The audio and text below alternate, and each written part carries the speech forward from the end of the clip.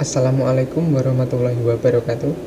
Perkenalkan, nama saya M. Irfan Aldi Amirullah dari Prodi Sistem Informasi dengan NIM 0427444638. Video ini dibuat untuk memenuhi tugas dari mata kuliah basis data, di mana diberikan kasus seperti ini. Tono mendirikan sebuah rental mobil dengan nomor NPWP. Rental mobil tersebut diberi nama Tono Rental dengan alamat dan nomor HP seperti yang tercantum di sini. Rental mobil tersebut memiliki banyak mobil dengan data kode mobil, jenis mobil, tahun mobil, dan harga sewa.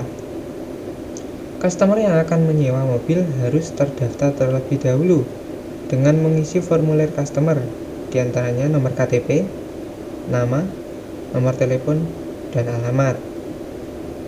Setelah melakukan pendaftaran, barulah customer dapat menyewa mobil. Nah, pada saat menyewa mobil, data yang dicatat adalah nomor sewa, tanggal kembali, dan denda. Dari studi kasus inilah nanti akan dibuat suatu diagram entitas relationship atau yang lebih sering dikenal dengan diagram ERD. Oke. Adapun langkah-langkah dan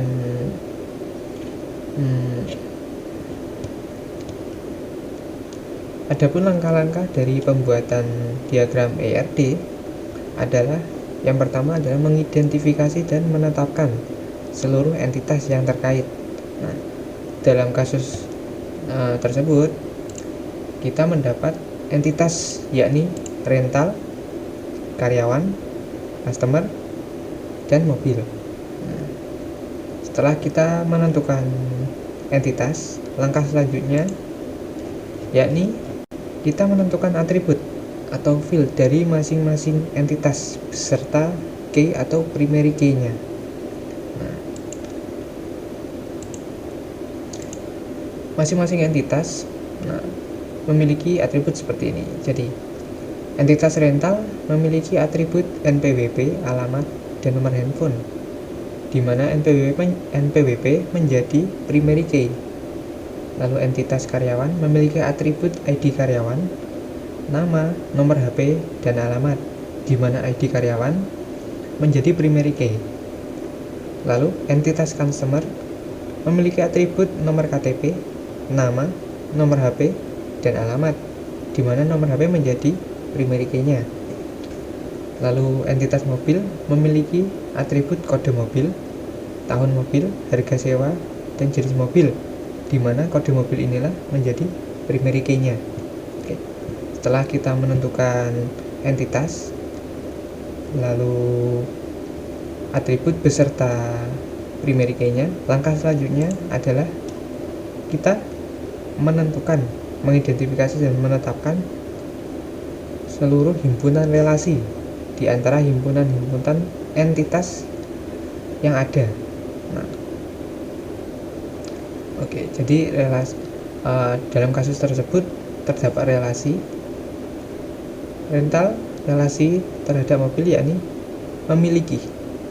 Lalu customer memiliki relasi mendaftar kepada karyawan. Kemudian karyawan mempunyai relasi kepada rental yakni menyerahkan data berupa dokumen pendaftaran si customer. Lalu rental memiliki relasi yakni mengelola ketersediaan mobil. Jadi relasinya adalah mengelola.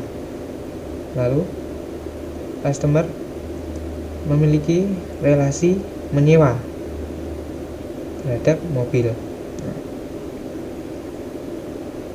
Jadi untuk diagramnya seperti ini. Jadi rental dia terdapat relasi memiliki terhadap mobil atau mobil dimiliki rental. Kemudian customer memiliki relasi kepada karyawan, yakni mendaftar. Lalu karyawan memiliki relasi kepada rental, yakni menyerahkan data. Kemudian rental memiliki relasi terhadap mobil, yakni mengelola. Kemudian dilanjutkan dengan customer memiliki relasi terhadap mobil, yakni menyewa. Nah, setelah menentukan entitas, terus atribut beserta primary key, lalu menentukan relasi, langkah selanjutnya yakni menentukan derajat relasi untuk setiap himpunan relasi. Nah, dimana derajat relasinya seperti ini. Banyak mobil dimiliki rental, atau rental memiliki banyak mobil. Jadi derajat relasinya di sini adalah one to many. Lalu banyak customer mendaftar pada karyawan, atau karyawan menerima pendaftaran dari banyaknya customer. Derajat relasinya yakni one to many. Lalu banyak karyawan menyerahkan data pada rental, atau rental menerima data dari banyaknya karyawan. Di sini data relasinya adalah one to many. Kemudian rental mengelola banyak mobil. Data relasinya one to many. Lalu banyak customer dapat menyewa banyak mobil, atau banyak mobil yang dapat disewa oleh customer. Di sini derajat relasinya adalah many to many, atau banyak ke banyak. Nah, diagramnya seperti ini. Nah, jadi rental memiliki derajat relasi terhadap mobil one to many, yakni rental memiliki banyak mobil. Kemudian customer memiliki derajat relasi terhadap karyawan, atau karyawan memiliki derajat relasi terhadap customer, yakni one to many, di mana karyawan dapat menerima pendaftaran dari banyaknya customer, ataupun banyaknya customer mendaftar terhadap karyawan. Lalu derajat relasi antara karyawan kepada rental yakni one to many juga, di mana rental menerima data dari banyaknya karyawan, atau banyaknya karyawan menyerahkan data pendaftaran kepada rental. Nah, kemudian rental memiliki derajat relasi terhadap mobil, yakni one to many, karena rental mengelola banyak mobil, atau banyak mobil dikelola oleh rental. Kemudian dilanjut dengan banyaknya customer dapat menyewa banyaknya mobil. Nah, di sini terjadi derajat relasi many to many. Nah, setelah menentukan entitas, atribut beserta primary key, lalu menentukan relasi beserta derajat relasinya, langkah selanjutnya adalah melengkapi himpunan entitas dan himpunan relasi antara atribut-atribut deskriptif, jadi not atau non-key. Jika relasi dari setiap entitas memiliki nilai banyak ke banyak atau many to many, maka relasi tersebut berubah menjadi sebuah entitas baru, dan atributnya adalah primary key dari setiap entitas yang terhubung.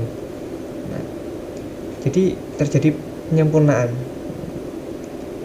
terhadap entitas. Penyempurnaan terjadi di sini, yang pada awalnya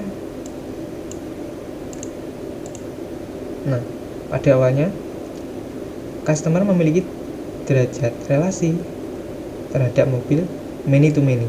Nah, banyak customer dapat menyewa banyak mobil, ataupun banyak mobil dapat disewa oleh banyak customer. Nah, sehingga dari derajat relasi tadi terjadi many to many, maka terbentuklah entitas baru, yakni entitas sewa, di mana memiliki atribut nomor sewa, tanggal sewa, nomor KTP yang merupakan primary key dari entitas customer, Lalu tanggal kembali, kode mobil yang merupakan primary key dari entitas mobil, kemudian denda. Nah, jadi derajat relasi suatu entitas ke entitas lain jika terjadi many to many, maka akan terbentuk suatu entitas baru, di mana atributnya adalah primary key dari setiap entitas yang saling terhubung tadi. Jadi penyempurnaan diagram ERD adalah seperti ini dari kasus rental mobil. Oke, jadi sekian dari video kali ini. Kepada Ibu dan Bapak dosen, mohon sekiranya memberikan masukan atau kritik mengenai penyampaian saya apabila terdapat kurangnya penyampaian atau malah salahnya penyampaian. Oke, bila ada salah kata, saya minta maaf yang sebesar-besarnya. Saya akhiri, wassalamualaikum warahmatullahi wabarakatuh.